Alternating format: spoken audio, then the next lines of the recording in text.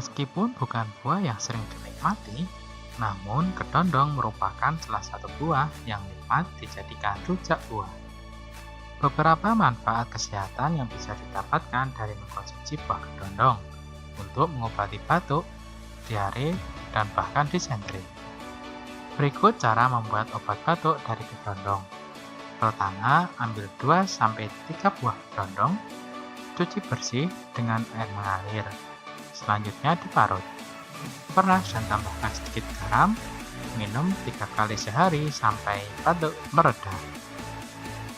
Sedangkan untuk mengobati diare, berikut caranya. Kupas kulit kedondong secukupnya, cuci bersih dengan air mengalir. Rebus dengan 2 gelas air, biarkan hingga mendidih selama 5 menit. Minum selagi hangat di pagi dan sore hari. Sedangkan untuk disentri, cara membuat ramuan dari kedondong yakni dengan cara kerat kulit pohon kedondong sepanjang 10 cm. Kemudian ambil segenggam daun kedondong. Cuci bersih keduanya, kulit pohon dan daun kedondong.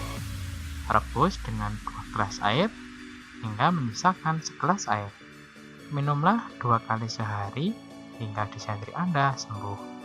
Demikianlah cara membuat obat batuk, disentri, dan diare dari kedondong. Semoga bermanfaat. Sampai jumpa kembali.